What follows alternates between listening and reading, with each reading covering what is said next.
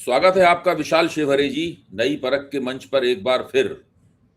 नई परख के दर्शकों को आपकी बहुत ज़रूरत है आज, क्योंकि उनके दिमाग में एक तरह का धुंधलका है, स्पष्टता नहीं है कि ईरान और अमेरिका के बीच में जो मेमोरेंडम ऑफ अंडरस्टैंडिंग हुआ, पर दस्तखत हुए और उसके कारण जो 60 दिन की वार्ता का रास्ता खुला, क्या वो वास्तव में वार्ता ठीक-ठाक तरीके से शुरू हो गई है? क्या इज़राइल द्वारा लेबनान पे किए गए हमलों के कारण ईरान ने कल जो होर्मुज़ जलजबरू बंद को फिर से बंद कर दिया था, उसमें कुछ 2-3 भारतीय जहाज़ तो निकल आए थे, लेकिन अगर वो फिर से बंद कर दिया होगा तब तो फिर पूरी तरीके से मामला वही होगा। लेकिन अब सुना ये जा रहा है कि नहीं, वो खुल गया है फिर से, लेकिन स्थिति बहुत तनावपूर्ण है। तो क्या स्थिति है जो स्विट्ज़रलैंड के ज़्यूरिख के पास जो बर्गनहोफ रिज़ॉर्ट है, वहाँ पर बातचीत होनी थी। तो ज़रा उसका एक तो आप पहले तो ये दर्शकों के लाभार्थ ये बता दीजिए कि बातचीत इस वक़्त किस स्टेज में है, और उसके बाद फिर आपकी व्याख्या परिस्थिति की। धन्यवाद अभय जी। अभय जी, बिल्कुल 19 तारीख को ये एमओयू साइन होने वाला था फॉर्मली विद अ सेरेमनी, जो कि नहीं हो पाया और शायद वो ऐसा लग रहा है कि वो कल या आज दोपहर में साइन होगा। वो बहुत ही ऐतिहासिक पल होगा, काफ़ी स्थिति से। बट ऑफिशियली और फॉर्मली तो ये agreement MOU Pakistan MOU memorandum of understanding जो है वो साइन हो चुकी है। वो डोनाल्ड ट्रंप साहब साइन कर चुके हैं और उधर से ईरान के राष्ट्रपति जी भी साइन कर चुके हैं डिजिटली। अब जो बचा हुआ है वो 2 फेज की बात बची हुई है और उसके बीच के सारे रोड़े। पहला फेज के अंदर एक फॉर्मल साइनिंग सेरेमनी होगी जो बर्गनस्टॉक रिजॉर्ट है स्विट्जरलैंड में, वहाँ होगी। और उसी के साथ साथ 60 दिनों का जो पूरा पीस प्रोसेस कैसे आगे बढ़ेगी, निगोशिएशन कैसे आगे बढ़ेंगे, वो चालू होगा। वो दोनों ही बातों में वो चालू होगा और वो होने वाला है। दर्शकों को मैं बता दूं आपको कि कितनी भी रुकावटें आए, ये होने वाला है, क्योंकि राष्ट्रपति डोनाल्ड ट्रंप साहब का पहली बार इस पीस प्रोसेस को लेके जो कमिटमेंट था वो दिखा है। उन्होंने लेबनान वाले मसले पे इजराइल को बहुत डांटा और इजराइल ने कल जो अटैक किया था लेबनान पे, जिससे 48 लोगों की मृत्यु हुई है पिछले 24 घंटे में, और उससे बहुत ज़्यादा गुस्सा हुए। उन्होंने सबको बंद करने की बात की है और इजराइल ने बंद करने के लिए मान भी लिया है। तभी ईरान ने अपना प्रतिनिधिमंडल स्विट्जरलैंड भेजा है। जेडी वैंस साहब भी स्विट्जरलैंड आ चुके हैं और आज सुबह से दोनों देश के प्रतिनिधि बैठ के वहाँ बातें करेंगे। 2-3 और कंट्री हैं उसके अंदर मध्यस्थ के रूप में, पाकिस्तान है, कतर है, वगैरह वगैरह। तो वो बैठ के बात होगी और ये डेफिनेटली किसी न किसी रास्ते पे पहुंचेंगे। बेहतरीन। ये तो आप अच्छी खबर दे रहे हैं। सबको राहत की सांस लेनी चाहिए, क्योंकि अगर होर्मुज़ जलजबरू बंद खुला रहेगा तो भारत को जो एनर्जी का सप्लाई शॉक लगा था, उसमें राहत मिलेगी। भारतीय जहाज जो तेल और गैस से लदे हुए होंगे, वो आसानी के साथ होर्मुज़ से निकल पाएंगे। ये अलग बात है। इसी मेमोरेंडम ऑफ अंडरस्टैंडिंग में ये भी लिखा हुआ है कि ये 60 दिन के बाद क्या होगा, ये 60 दिन की बातचीत में तय होगा कि वो ईरान के बंदोबस्त के तहत ईरान कितना टोल टैक्स लगाएगा, क्या होगा, ये अभी तय होना बाकी है। तो ये जो मोहलत मिली है, शायद ये 60 दिन के लिए ही मोहलत मिली है। इसके अंदर जहाज़ों की आवाजाही बेरोक-टोक होगी, बिना किसी टोल टैक्स के होगी। जी, ये 60 दिन की मोहलत जो नेगोशिएशन का टाइम है वो डेफिनेटली एक टाइम फ्रेम है, लेकिन ये 60 दिन नहीं, वो लंबा चलेगा। पहले तो वो एक्सटेंड होगा 2 बार, पहला। दूसरा अभय जी, इसके अंदर सबसे इम्पोर्टेंट चीज़ जो है वो है इज़राइल का रोल। और इसी कारण से इस पूरी शांति वार्ता की जो प्रक्रिया है वो उसको स्विट्जरलैंड में रखा गया है। इस प्रक्रिया में लेटर ऑन स्टेज पे कई ऐसे देश भाग लेंगे, कई ऐसे देश पार्टिसिपेट करेंगे जो अन्य किसी देश में उनका आ जाना संभव नहीं था। स्विट्जरलैंड जैसी जगह पे वो आ सकते थे, इज़राइल का खासकर बात है। अब रही बात अभय जी ये टैंकरों की आवाजाही की बात। आप ये कहना अभय जी, चाहते हैं कि स्विट्जरलैंड में इसलिए रखा गया है ताकि अगर जरूरत पड़े तो इजराइल भी इस वार्ता में भाग ले सके। यस, बिल्कुल। अगर पाकिस्तान में रखा जाता तो पाकिस्तान, इजराइल नहीं आ सकता था वहां पे भाग लेने के लिए। किसी भी जीसीसी कंट्री में इजराइल नहीं आ सकता था, खासकर नेतन्याहू साहब, क्योंकि उनके ऊपर इंटरनेशनल कोर्ट ऑफ जस्टिस के काफ़ी सारे वारंट निकले हुए हैं। तो he can't travel to several countries in the world, including major countries in Europe also. अच्छा अभय जी, जहाज़ों के पास होने की बात है और जो टोल की बात है, तो जो 60 दिनों में जो बात है, उसके अंदर किसी तरह का, किसी जहाज से किसी तरह का टोल नहीं लिया जाएगा। हुँ, ना अमेरिका द्वारा, ना ईरान द्वारा। हुँ, ईरान ने टोल वाले मसले पे एक छोटा-सा टेक्निकल पॉइंट डाला है, वो हुँ, मैं आपको बताता हूँ। टेक्निकल पॉइंट उसमें ये है कि ईरान का कहना है कि हम टोल वसूल नहीं करेंगे, लेकिन हम इस पे एक जैसे वो टर्की है या अन्य देश हैं, जो अपने यहाँ से निकलने वाले जल रास्तों पे किसी न किसी तरह के एडमिनिस्ट्रेटिव फ़ी चार्ज करते हैं, वो उस तरह की फ़ी चार्ज करने की बात कर रहे हैं, रादर देन किसी टोल की स्पेसिफिक टोल को लेकर। हुँ। जी, वो उसकी व्यवस्था क्लियर है और वो 60 दिन के बाद आपको दिखाई देगी इम्प्लीमेंटेशन होती हुई। अच्छा, अब मैं ये जानना चाहता हूँ आपसे, ये बहुत ही ख़ास एक अलग तरह का सवाल है कि डोनाल्ड ट्रंप इस मेमोरेंडम ऑफ अंडरस्टैंडिंग से क्या उम्मीद रखकर बातचीत कर रहे हैं? मतलब वो इसके ज़रिए कहाँ पहुँचना चाहते हैं? क्योंकि इस एमओयू पे दस्तखत करने से कोई अमेरिका में उनकी छवि कोई बहुत अच्छी तो नहीं हुई है। अमेरिका में रिपब्लिकन पार्टी के भीतर भी उनकी आलोचना है और डेमोक्रेट्स तो उनकी आलोचना कर ही रहे हैं। तो ये उनकी अपनी पार्टी में भी एक बड़ा हिस्सा डोनाल्ड ट्रंप मानता है कि डोनाल्ड ट्रंप ने इसमें मात खाई है। और अमेरिका के जो पढ़े-लिखे समझदार लोग हैं, भले ही मागा के लोग ना हों, मागा के बारे में मुझे नहीं मालूम है, लेकिन पढ़े-लिखे समझदार लोग हैं, जो खबरें-वबरें पढ़ते हैं, सोशल मीडिया भी थोड़ा उपभोग करते हैं और टीवी भी ठीक से देखते हैं, समझने की कोशिश करते हैं। वो सब लोग तो मान ही चुके हैं कि डोनाल्ड ट्रंप ने अपनी जो उनकी रणनीति थी पूरी मध्य पूर्व की, ईरान पे हमले के से 28 फरवरी को इसका उन्होंने आगाज़ किया था, वो पूरी तरह मुँह के बल गिर पड़ी है। मुँह के बल गिरी हुई है, उनको बहुत बुरी तरीके से मात खानी पड़ी है और ये वियतनाम युद्ध के बाद में मेरे ख़्याल से आप कह सकते हैं कि वियतनाम युद्ध और अफ़गानिस्तान में जो अमेरिका ने मात खाई थी, उसके बाद उससे भी बड़ी ताकत है। आपने तो कहा था कि द्वितीय विश्व युद्ध के बाद की सबसे महत्वपूर्ण घटना है। ये आपका कहना था उसमें। तो आप तो ये मानते हैं कि ये वियतनाम और अफ़गानिस्तान से भी ज़्यादा ऊपर का ये घटनाक्रम हुआ है ईरान के साथ युद्ध का जो नतीजा निकला है। तो ऐसी स्थिति में डोनाल्ड ट्रंप इस एमओयू से क्या पे जो 60 दिन बातचीत चली उससे क्या हासिल करना चाहते हैं? ये बहुत महत्वपूर्ण सवाल है। अभय जी, मैंने आपसे पहले भी कहा था कि मेरे एनालिसिस से ज़्यादा आपके सवाल इम्पोर्टेंट होते हैं और उसी से सब निकल के आता है। मैं आपको बताता हूँ इसमें क्या असली मसला है। ये 60 दिन का नेगोशिएशन जो है, वो डोनाल्ड ट्रंप साहब के खुद के ही बनाए हुए पैरामीटर से कम्पीट कर रहा है। हुँ, डोनाल्ड ट्रंप साहब ने बोला कि मैं ओबामा से बेटर डील लाके दूँगा। हुँ, अब सारे नेगोशिएटर्स, ईरान इस युद्ध के बाद, सब कुछ के बाद ये डिसाइड करना चाहते हैं कि हम ओबामा से बेटर क्या लेके आ सकते हैं। हुँ, क्योंकि ओबामा साहब की जो डील थी, जो 2013 में हुई थी और बाय द वे वो भी जिनेवा में ही हुई थी। जिसको ट्रंप ने खारिज कर दिया। हुँ, जिसको ट्रंप ने खारिज कर दिया आते ही, अपने सत्ता में आते ही। हुँ, अभय जी, तो इसमें सबसे बड़ा सवाल ये होता है कि ऐसा क्या है इस उस डील में जो नहीं था, जो अपन इसमें ला दे सकते हैं हुँ, और अमेरिका को एक नई जीत दिखा सकते हैं इतने बड़े वॉर के बाद। हुँ, और सच्चाई ये निकल के आती है अभय जी, ऐसा कुछ भी नहीं है। हुँ, उस डील में ईरान ने अपने न्यूक्लियर वेपन सरेंडर करने की बात कर ली थी। पीसफुल पर्पस के लिए पर्पस भी छोड़ दिया था ईरान ने काफ़ी हद तक। हुँ, ईरान ने उस सब कुछ छोड़ दिया था और वो डील डील जो जेसीपीओ उसका नाम दिया गया था, वो यूनाइटेड नेशंस से, सिक्योरिटी काउंसिल से पास भी हुई थी। हुँ, अब इस डील में ईरान 4 चीज़ों पे बिल्कुल मना कर चुका है। हुँ, सबसे पहला, वो किसी भी मसले पे ईरान और लेबनान वाले मसले पे कंप्रोमाइज़ नहीं करेगा, हुँ, पहला। दूसरा, वो peaceful purposes and respectful purposes of nuclear use नहीं छोड़ेगा किसी पर्पस के लिए। तीसरा, वो ये बात भी नहीं छोड़ेगा कि किसी भी तरह से न्यूक्लियर डस्ट जो है वो वहाँ से बाहर निकल के ईरान से बाहर जाए। हुँ, तो ये डील किसी भी पर्पस से इन 4 मसलों पे ईरान की रेड लाइन्स है, वो इनको पास क्रॉस नहीं करेगा, करने देगा किसी को भी। हुँ, अब डोनाल्ड ट्रंप साहब इसके अंदर 4 चीज़ ढूँढ रहे हैं, 3-4 चीज़ ढूँढ रहे हैं। सबसे पहले तो उनका मिड टर्म है, उसमें वो जीत दिखाना चाहते हैं अपनी जनता को। हुँ, लेकिन असलियत ये है कि वो पूरी तरह से हार चुके हैं। हुँ, तो वो फेक जीत क्रिएट करना चाहते हैं, जिससे दुनिया को और अपनी जनता को ये बता सकें कि मैं जीत गया। हुँ, इसीलिए आपने देखा होगा, डोनाल्ड ट्रंप साहब ने इटली की प्राइम मिनिस्टर से लड़ाई कर ली। हुँ। दूसरा भाई जी, वो अपना एक टेक्निकल रीज़न था इस अमेरिका में। एमओयू पर थोड़ा बाद में प्रकाश डालिएगा कि इटली की प्रधानमंत्री मेलोनी से उनकी जो झपट चल रही है इस वक़्त डोनाल्ड ट्रंप की, जिसके बड़े चर्चे हो रहे हैं मीडिया में, इसका उससे क्या संबंध है? ये बात इस पूरी बात कह लीजिए, उसके बाद इसके ऊपर प्रकाश डालिए आप। बिल्कुल, बिल्कुल भाई जी। दूसरा भाई जी, जो टेक्निकल टर्म चल रहा था 90 दिन की लड़ाई का, वो भी डोनाल्ड ट्रम्प साहब को पॉज़ देना था।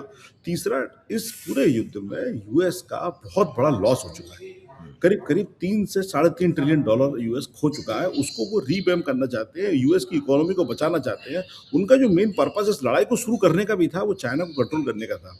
और उसके लिए उन्होंने चाइना पे दबाव बनाने के लिए इसको अटैक किया। वेनेजुएला पर वो अटैक कर चुके थे, उसको चोक पॉइंट बना चुके थे। इसको और बना के वो चाइना को की ग्रोथ को कंट्रोल करना चाहते थे, हुँ, लेकिन वो ऐसा हो नहीं पाया। हुँ, अब डोनाल्ड ट्रम्प साहब के पास अपने देश में बचाने के लिए, देने के लिए कुछ भी नहीं है, इसीलिए वो आपकी मेलोनी साहब वाली बात पे आते हैं। हुँ, अबे जी, एक नया टाइप के लीडर बन गए हैं आज की देश में, दुनिया में। हुँ, वो लीडर क्या करते हैं, वो लीडर अपनी उनका सोशल मीडिया की वजह से उनकी खुद की ऑडियंस से बहुत ज़्यादा कनेक्ट है। अच्छा, और वो लीडर जो है अभय जी, वो ideologically, politically, experience wise completely वो बैंकरप्ट है। हुँ, उनके पास किसी तरह की आइडियोलॉजी का बैकअप नहीं है, किसी तरह की उनके पास दूरदर्शिता नहीं है, वो स्टेट्समैन नहीं है।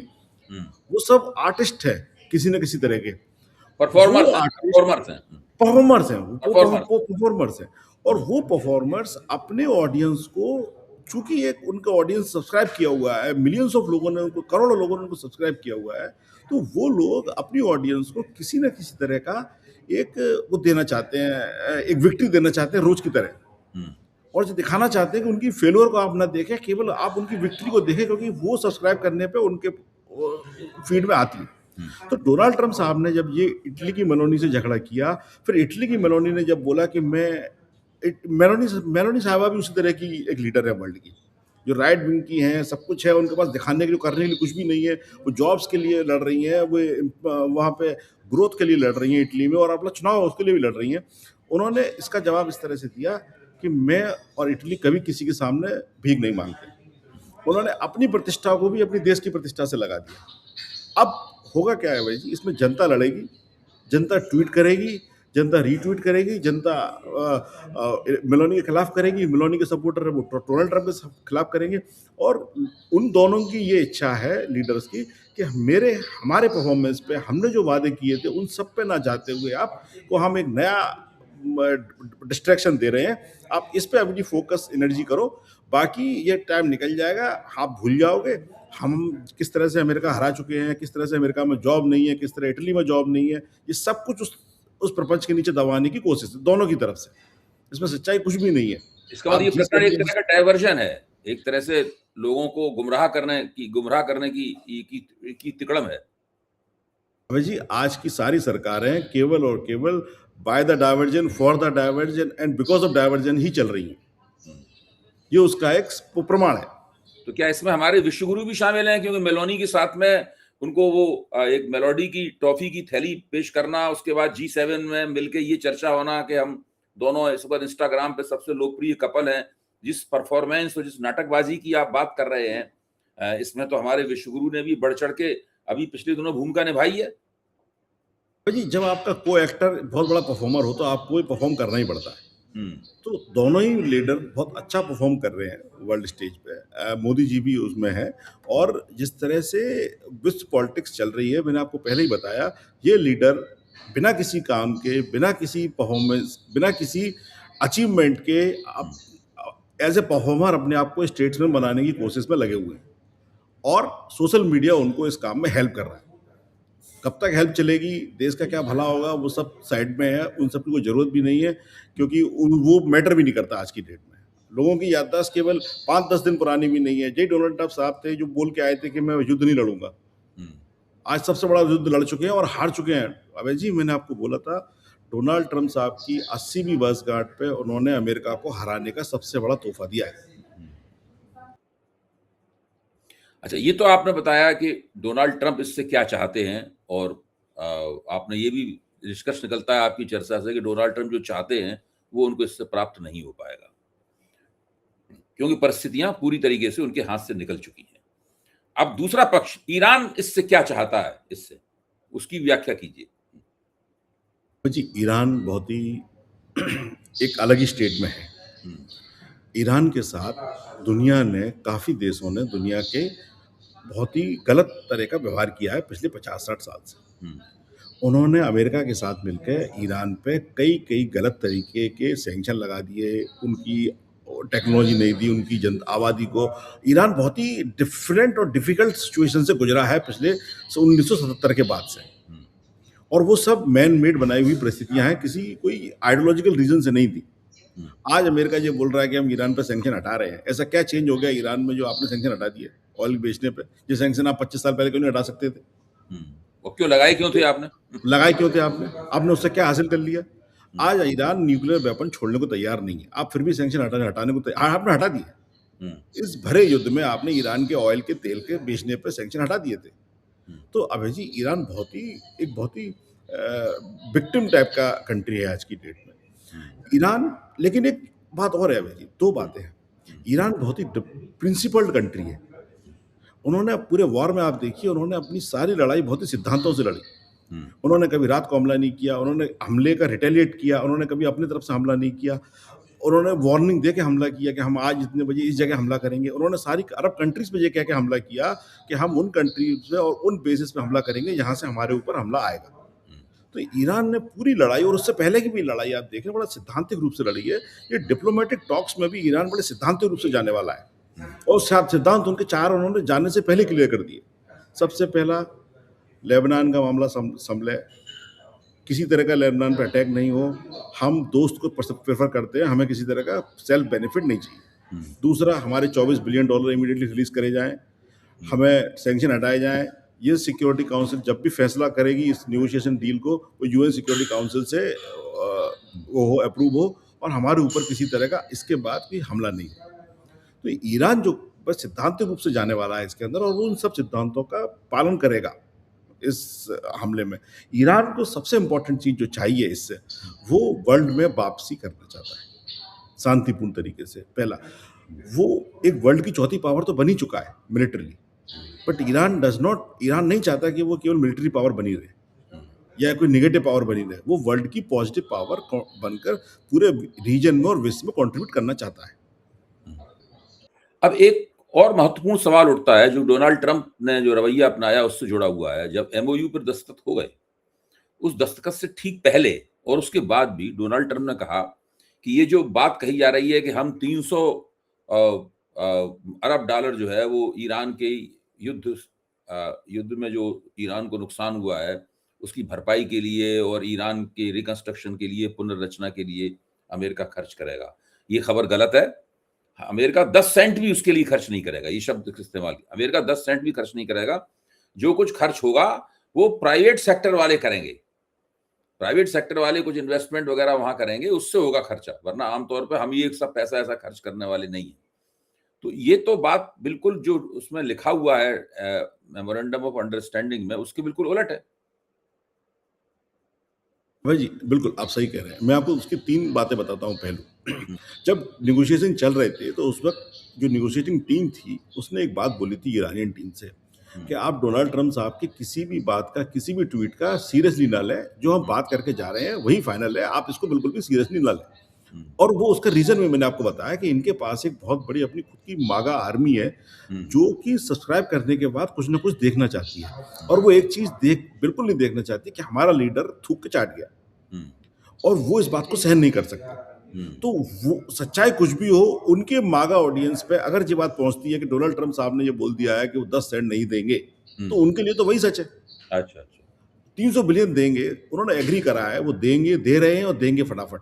हुँ, और वो उनके भले के लिए है, हुँ, क्योंकि अगर ये युद्ध दोबारा शुरू हुआ, जो कि होगा, हुँ, गारंटी से, हुँ, अमेरिका बहुत बड़ी पावर लूज़ कर चुका है।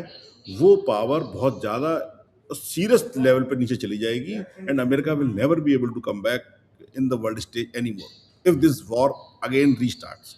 एंड डोनाल्ड ट्रम्प साहब जानते हैं, अभी अगले 60-90 दिनों के अंदर अमेरिका बहुत, और वर्ल्ड इकोनॉमी बहुत बड़े रिसेशन से गुजरने वाली है। हुँ, डोनाल्ड ट्रम्प साहब को उसकी आभास है, उनको उसका महसूस हो गई है, हुँ, और वो उसी को अवॉइड करने के लिए, जो आपने कहा था इसके पीछे रीज़न क्या है, हुँ, वो उसी को अवॉइड करने के लिए और अपनी ट्वीटों की बौछार करने के लिए इस शांति प्रस्ताव में आए हैं।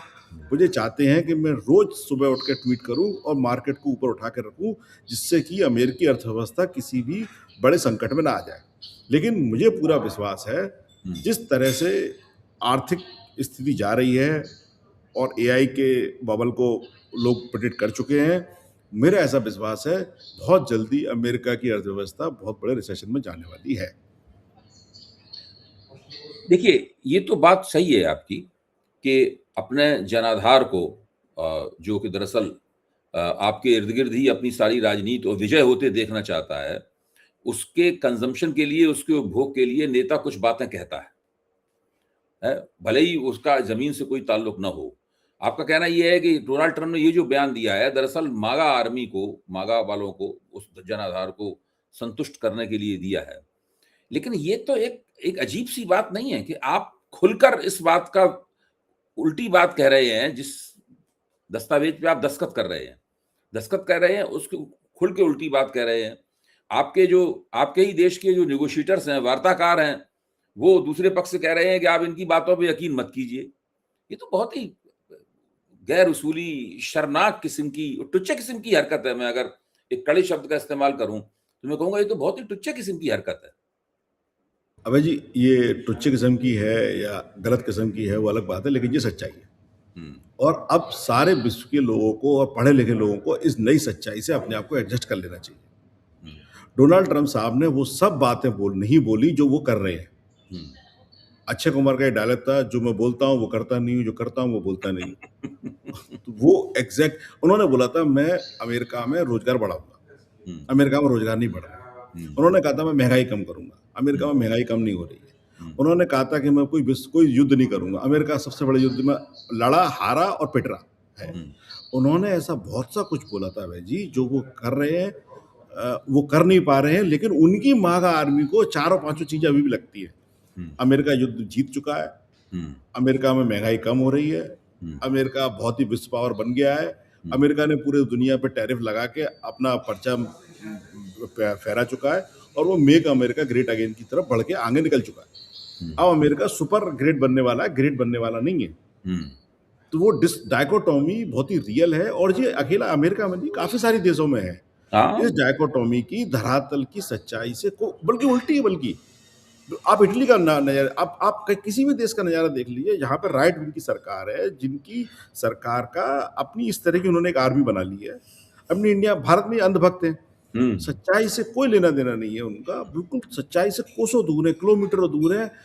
जब उनको जिस दिन उनको सच्चाई समझ में आएगी या उनको ऐसा महसूस होगा, तो वो दिन मुझे देखना है कि ये किस तरह का दिन होगा। हुँ।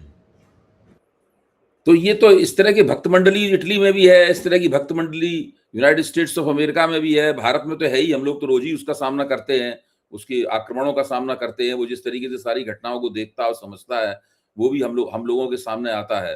तो ये तो बड़ा लोकतंत्रों का बड़ा दुर्भाग्य है। पश्चिम के लोकतंत्र भी, अमेरिका के लोकतंत्र भी, भारत के लोकतंत्र भी इस पूरे चक्कर में फँस चुके हैं। नाटकबाज किस्म के नेता हैं, उनके पास करने के लिए उपलब्ध करने के लिए ज़्यादा कुछ है नहीं। ऐसा कोई एजेंडा नहीं है जिसको वो गंभीरतापूर्वक लागू करना चाहते हों। केवल सोशल मीडिया की लोकप्रियता और भक्त मंडली की भजन कीर्तन के दम पर वो राजनीति में टिके रहना चाहते हैं। आपको क्या लगता है कि ये ऐसी चीज़ बहुत दिन तक चल सकती है? क्योंकि जब से अमेरिका की अर्थव्यवस्था रिसेशन में जाएगी, तो और भारत की अर्थव्यवस्था वैसे भी काफ़ी खराब हालत में है अभी और अर्थशास्त्रियों का कहना है, मैंने खुद उनसे बातचीत की है, उनका कहना ये है कि भले ही होर्मुज़ खुल गया हो, लेकिन और जहाज़ों की आवाजाही शुरू हो गई हो, लेकिन ये मान लेना कि भारत में जो एनर्जी शॉक लगा था, एनर्जी शॉक फटाफट दूर हो जाएगा, ये गलतफ़हमी है क्योंकि हज़ारों जहाज़ ऐसे हैं जिनमें एल्गी लग गई है, इनके इनकी जिनके जिनमें एक समुद्री काई लग गई है और उसको उनको धोना पड़ेगा, तब कहीं जाके वो सक्रिय हो पाएँगे। बहुत जगहों पर सप्लाई की दिक्कतें रहेंगी, जैसे कतर अब तुरंत गैस की सप्लाई करने की स्थिति में नहीं है। इन सब कामों में 2 महीने से 6 महीने और लग सकते हैं और 6 महीने और अगर इसी तरीके से भारतीय अर्थव्यवस्था इन संकटों की शिकार बनी रही तो निश्चित रूप से यहाँ भी मंदी शुरू हो जाएगी। जैसे अमेरिका में मंदी की आप बात कर रहे हैं, भारतीय अर्थव्यवस्था कहाँ मंदी से भारतीय अर्थव्यवस्था में कोई उछाल थोड़ा ना आएगा, यहाँ भी मंदी शुरू होगी।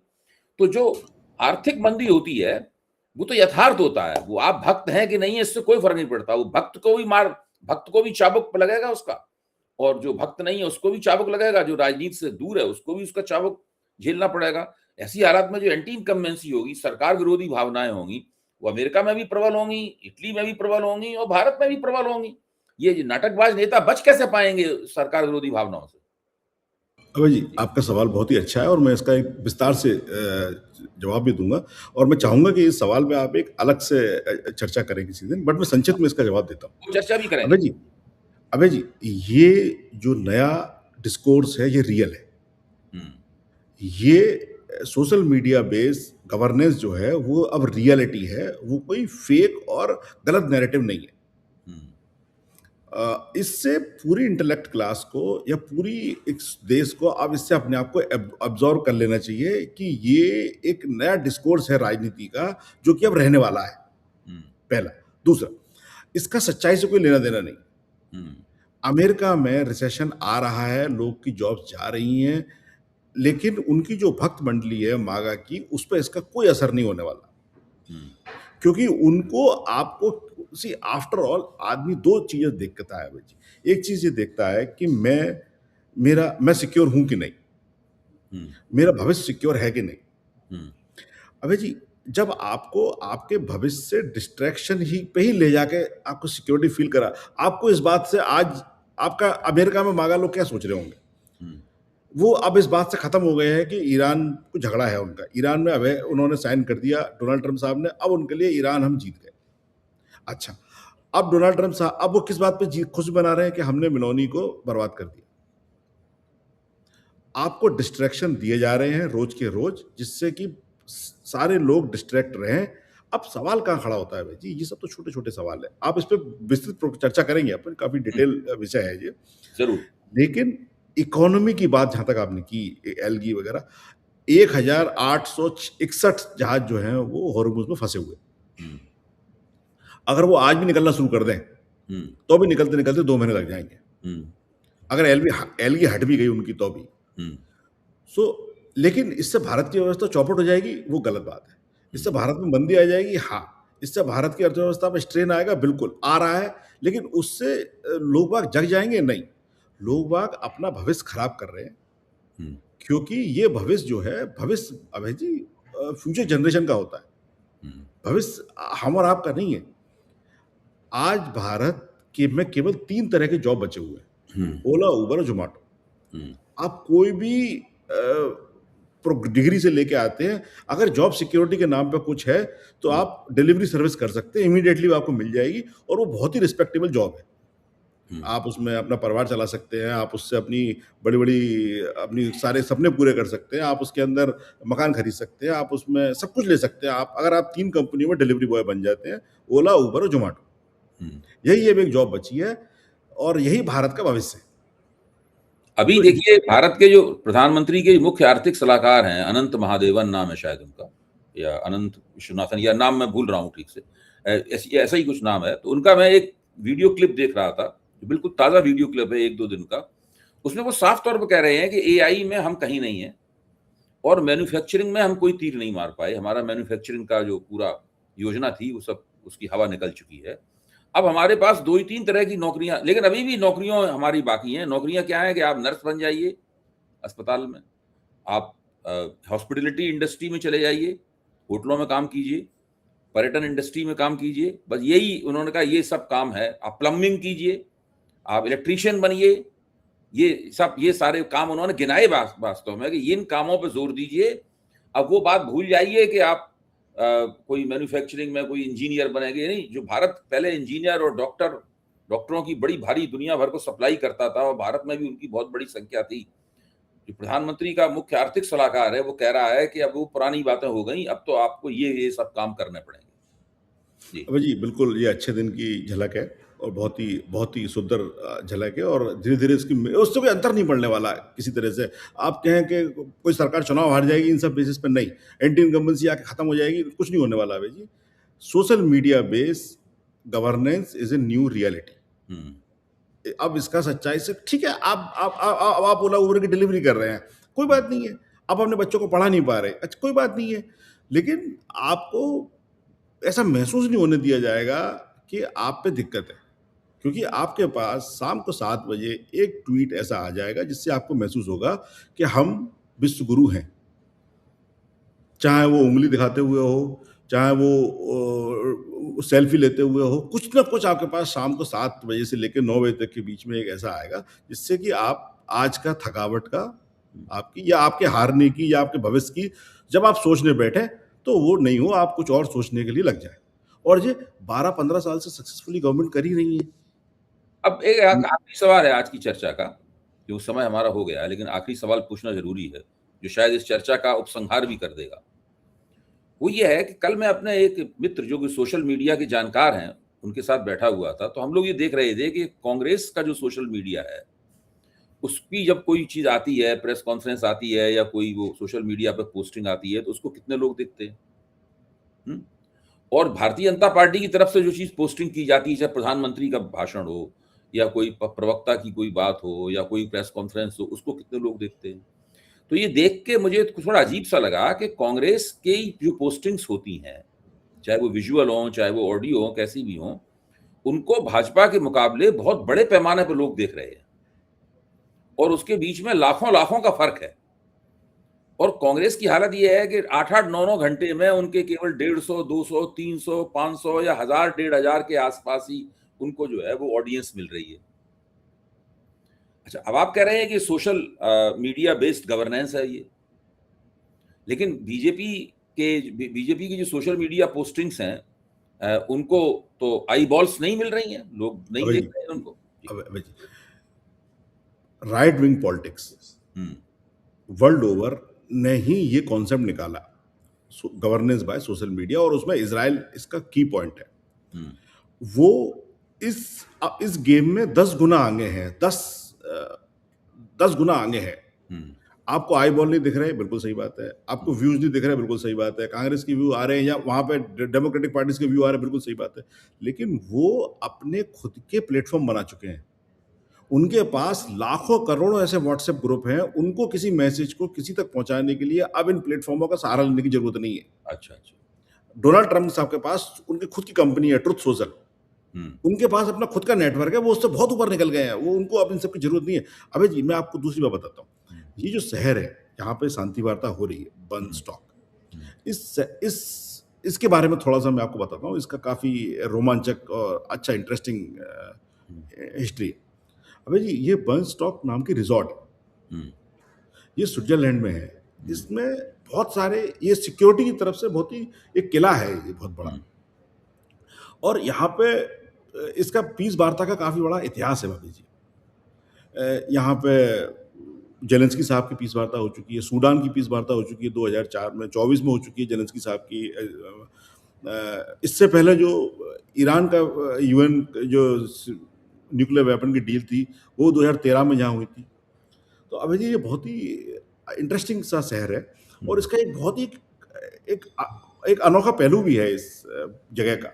हुँ, अभय जी, 1993 में 1953 में 1953 में पंडित जवाहरलाल नेहरू जी की यहाँ पे चार्ली चैपलिन से मीटिंग हुई थी, हुँ, जो कि वो चाहते थे नेहरू जी उस मीटिंग को करना, जब वो प्रधानमंत्री नहीं थे भारत के। जब नेहरू जी 1953 में भारत के प्रधानमंत्री नहीं थे। नहीं, नेहरू जी तो 1947 में ही बन गए थे भारत के प्रधानमंत्री। नहीं, वो कुछ कन्फ्यूजन है ना, वो इलेक्टेड नहीं थे, वो कुछ इस तरह नहीं, का। नहीं, नहीं, 1953 में तो 1952 में तो वो चुन गए अच्छा, थे। अच्छा, सॉरी।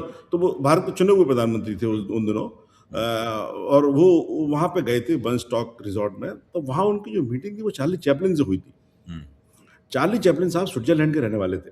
हुँ, चार्ली चैपलिन साहब भारत के गांधी जी के काफ़ी बड़े फ़ैन थे वो, और उस मीटिंग में चार्ली चैपलिन साहब ने जब नेहरू जी से मिले, और वो गांधी जी की मृत्यु के बाद उनकी पहली किसी बड़े इंडियन से मीटिंग थी, जो कि गांधी जी के भी क्लोज़ थे और चार्ली चैपलिन साहब भी गांधी जी के क्लोज़ थे। तो वो काफ़ी भावनात्मक मीटिंग थी उनकी। हुँ, उसका काफ़ी जगह विवरण भी है, और उसी मीटिंग में इंदिरा गांधी जी की भी मीटिंग चार्ली चैपलिन साहब से हुई थी। हुँ, तो आज की डेट में उस पूरी कॉम्प्लेक्स से भारत दूर-दूर खड़ा हुआ है, हुँ, कहीं नहीं है। ना हम उस पीस प्रोसेस के बाहर हैं। इसका नाम भी इस्लामाबाद अंडरस्टैंडिंग रखा गया है, हुँ, और मेरा अभी भी यही मानना है भाई जी, हुँ, अगर हमारी गलती नहीं होती, तो ये पीस प्रोसेस भारत नेविगेट कर रहा होता। और मैं आपको और भी बताता हूँ, हुँ, जब इस पीस प्रोसेस को भारत नेविगेट करता, हुँ, मोदी जी के नेतृत्व में, इसका परिणाम काफ़ी इफ़ेक्टिव होता, काफ़ी जल्दी आता और इससे विश्व में शांति लंबे समय तक रहती। क्योंकि ये पीस प्रोसेस में नेगोशिएटर ही वीक है। पाकिस्तान बहुत छोटे से निकले, उसको वैल्यू नहीं है, ना अमेरिका इज्जत करता है, ना उसमें ईरान इज्जत करता है, उसकी दोनों उसको छोटा समझते हैं। भारत जैसे देश को करना चाहिए थी, मोदी जी बहुत सकुशल नेतृत्व लेके आते और देश को, भारत विश्व को बहुत फायदा होता।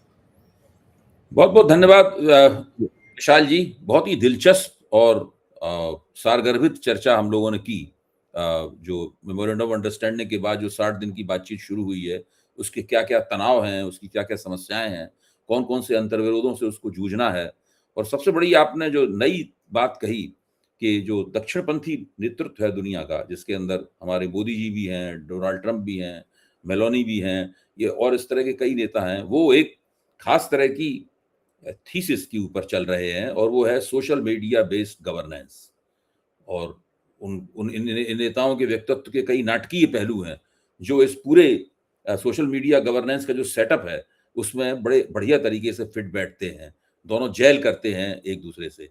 जल्दी ही इसी वार्ता से जुड़े हुए अन्य पहलुओं के बिल्कुल, ऊपर, बिल्कुल। खास तौर से जो अभी भारत की अर्थव्यवस्था के लिए जो संकट आने वाले हैं, मंदी का, और उससे वो लोग कैसे बचेंगे और आखिरकार दरअसल किसके ऊपर क्या असर होगा और कौन उसकी उसके पीछे क्या-क्या मनोविज्ञान है, क्या-क्या साइकोलॉजी होगी, इन सब बातों के ऊपर जल्दी ही हम लोग फिर से चर्चा करेंगे। धन्यवाद तुषार जी।